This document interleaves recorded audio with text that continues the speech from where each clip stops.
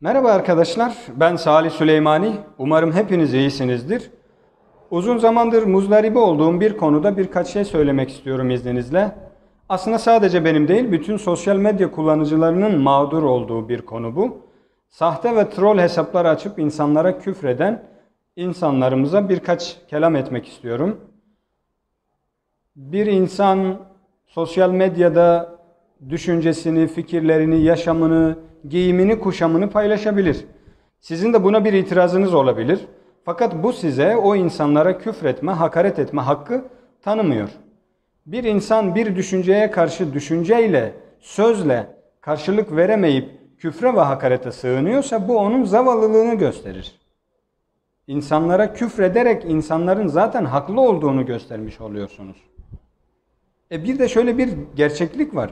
Sosyal medyada imkan bulup insanlara küfredenler, hakaret edenler gerçek hayatta demek ki imkan bulsa taciz ve tecavüzde de bulunabilecek. Çünkü o kadar eril küfürler ediliyor ki erkeklere, kadınlara bu olanağı da gösteriyor. Bu bir ihtimaldir yani.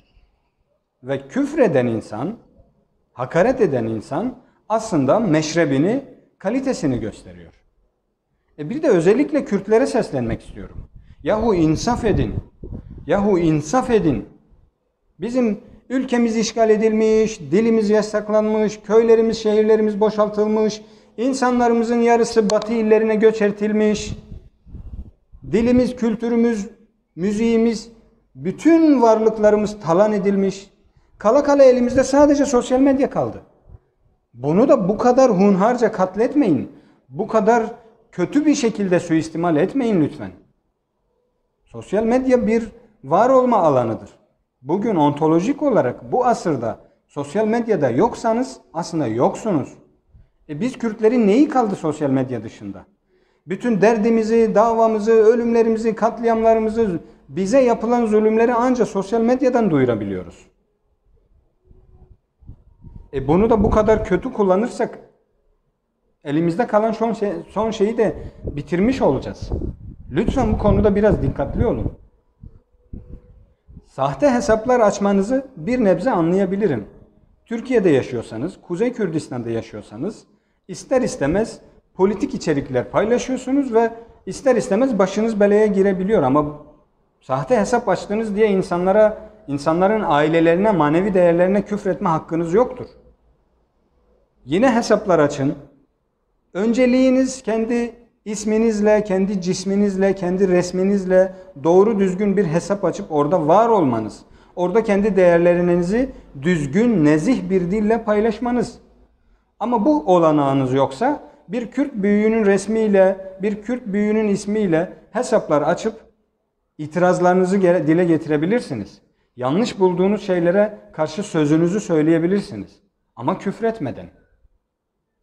Yani özellikle bu konuda biraz canım yanıyor, üzülüyorum.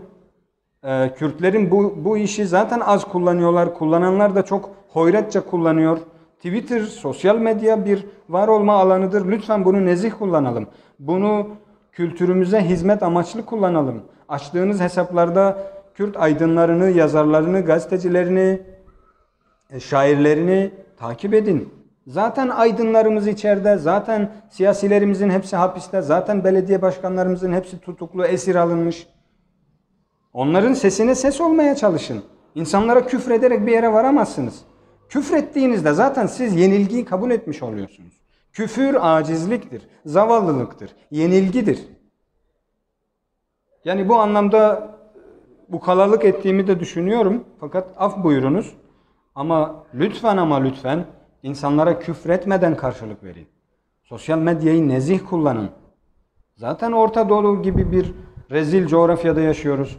Zaten o ettiğiniz eril küfürlerin karşılığı var. Onlarca kadın katlediliyor. Onlarca mağdur insan yaratılıyor coğrafyada. Yani küfürle bir yere varılmaz. Tekrar af dileyerek bu meramımı dile getirmek istedim. Çok teşekkür ederim. Sağ olun, var olun.